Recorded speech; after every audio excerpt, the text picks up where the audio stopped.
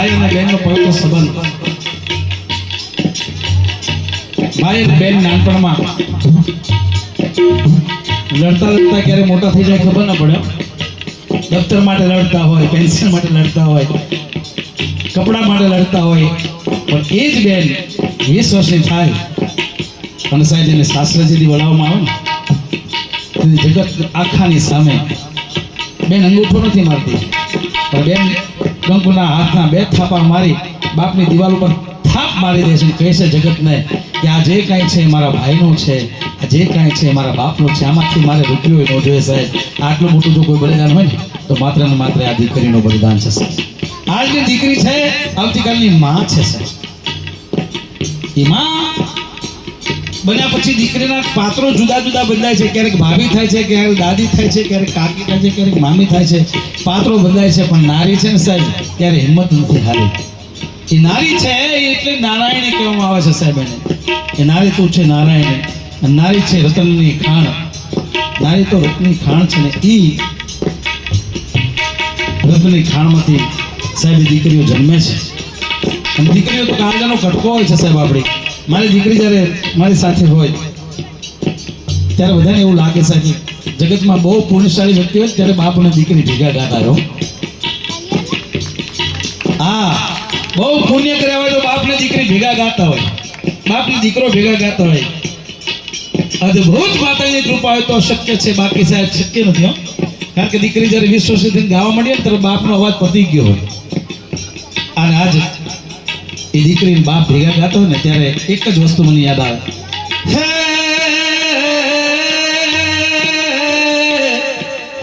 એ ભાઈ થોડી વાર વેણ લઈશ, થોડી વાર બહુ મહેનત કરી તમે, થોડી વાર માટે આવતો રહો. કારણ કે બાપ અને દીકરીની વાત છે, આ મા અને દીકરીની વાત છે.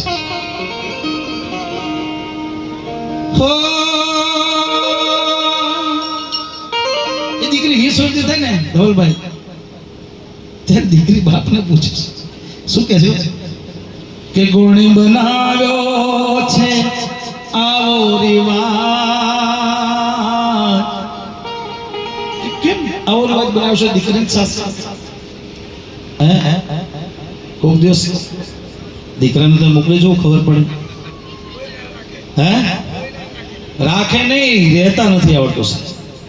આ દીકરી એને કેટલું મોટું બલિદાન હોય છે એની પાછળ લાગે આપણને. કોણે બનાવ્યો છે આવો રિવાજ ઓરે મારી લાડકડી. હા, નાનપણથી ભાઈ સાથે ઝઘડતી અને હર વસ્તુમાં બેન ભાગ લે પડાવતી. પછી આજ સગડું સોંપીને ચાલવા માંડી ઓરે મારી લાડકડી. કોણે બનાવ્યો છે આવો રિવાજ? રાહુલભાઈ, દીકરી જેના ઘરમાં હોય છે સાહેબ, જેના આંગણે દીકરી હોય એ સૌથી અમીર માણસ છે. લખવું તો લખી લેજો સાહેબ, જેના ઘરે દીકરી નથી ને એ ઘર છે શમશાન બરોબર હોય સાહેબ. આ દીકરી એટલે જ તુલસીનો ક્યારો કીધો છે, દીકરીને એટલે જ કાળજાનો કટકો કીધો છે. અને આધુનિક જમાનો આવ્યો હવે તો સાહેબ, આધુનિક જમાનાની અંદર પેટમાં દીકરો છે કે દીકરી છે એમ ખબર પડે. અહીંયા મોટી ઉંમરની માતાઓ બહેનો બેઠી છે, સાસુ જે હોય છે ને એને હું એક પ્રશ્ન પૂછું. આ જગતમાં એવી કઈ સાસુ હશે જેને એવું વિચાર્યું કે મારા દીકરાના ત્યાં પહેલા ખોળે દીકરી આવે? એવું કોઈ માગ્યું છે? કોઈ માગ્યું તો ઊંચો હાથ કરજો કે મારા દીકરાને ત્યાં દીકરી આવે. એવું માગનાર સાસુ બહુ ઓછી છે. બાકી બધાને એક જ આશા છે, માર દે છોરાને તા છોરો હાલજો. કેમ છોકરીઓ હું તમને ડામ આપે છે? પણ બહુ ઓછા લોકો સાહેબ. એટલે આધુનિક જમાનો છે રાજુભાઈ. આધુનિક જમાનાની અંદર હવે એક એવું મશીન છે જે પેટમાં મૂકે તો ખબર પડી જાય કે પેટમાં દીકરો છે કે દીકરી છે, જેને આપણે સોનોગ્રાફી કહીએ છીએ. એ સોનોગ્રાફી કરવા જાઓ એટલે ખબર પડી જાય કે પેટમાં દીકરો છે કે દીકરી છે. એમાં કોઈ એવી સાસુ લલિતા પવાર જેવી સાસુ હોય અને એને ખબર પડે કે પેટમાં દીકરી છે ને એટલે એ ડૉક્ટરને એમ કે સાહેબ લ્યો, હવે તો જો કે કાયદો આવી ગયો છે, સોનોગ્રાફી નથી થતી હવે એટલે સારું છે, નહીં તો કેટલી દીકરીઓના નિકંદન નીકળી જાત. એ દીકરી પેટમાં હોય એટલે સાસુ આમ કરીને ડૉક્ટરને પૈસા આપી દે, લ્યો આ પૈસા, મારે આ દીકરી જોઈતી નથી, મારે તો દીકરાને ત્યાં દીકરો જોઈએ છે. આવા શબ્દો જ્યારે દીકરીના પેટમાં સાંભળાય, કારણ કે દીકરી 6 મહિનાનો ગર્ભ હોય ને ત્યારે એનામાં જીવ આવી જાય છે. એના અને બધાય અવયવો કામ કરતા થઈ ગયો હોય, કાન સાંભળતા થઈ ગયો, આંખમાં દેખાતું થઈ ગયું, બધું દેખાય છે, અંદર બધું સંભળાય છે. એ દીકરી પેટમાં સૂતી સાંભળે કે મારી દાદી મને ના પાડે છે, આ પૃથ્વી ઉપર જગતમાં મારે જન્મ લેવાની ના પાડે છે ને મારી નાખવા તૈયાર થઈ છે, ત્યારે દીકરી પેટમાં રહી શું કહે છે ખબર છે?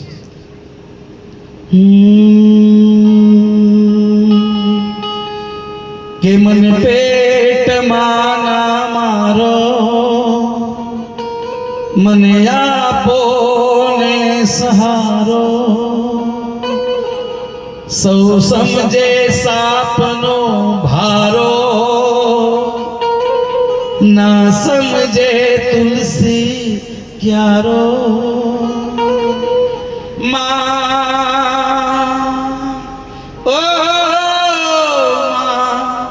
મારે જીવવું છે, મારે જીવવું છે. લે માં તું મને મારીશ માં, મારે જીવવું છે માં, મને પેટમાં મારીશ માં. અને કદાચ તને ડર હોય કે કરિયાવરમાં ફૂંકાઈ ના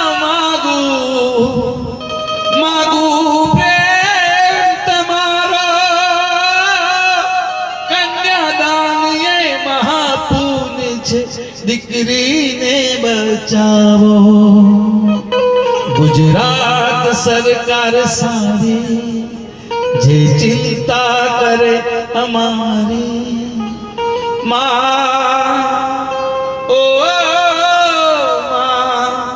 મારે જીવવું છે. આવી દીકરીને જન્મ આપે માં, અને એ દીકરી રાધા કૃષ્ણ થઈ જાય. થેન્ક યુ રાહુલ, ખૂબ ખૂબ આભાર. અને ત્યારે સાહેબ બાપ ને દીકરીનો જે અણમોલ પ્રસંગ બાપ ને દીકરી ગાઈ રહ્યા છે ત્યારે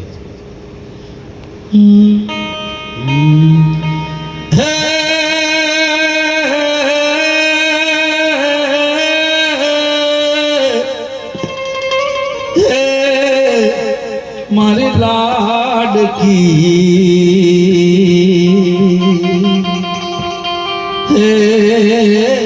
મારી લાડકી, ઓરે પારે બણા,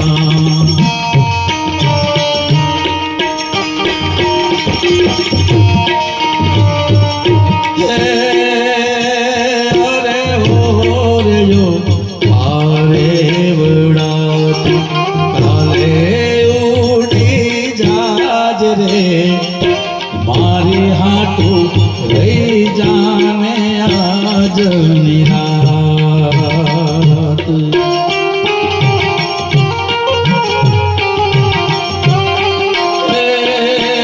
ઓલી જાંબલીને પીપળી એ તો જોશે તારી વાટ રે, પછી ભેગા મળી કરશું અને ફરિયાદ. મારી લાડકીને, મારી દીકરીને, મારી લાડકીને ખમ્મા ઘણી, મારી દીકરીને ખમ્મા ઘણી, મારી લાડકી ફરી ચાલીને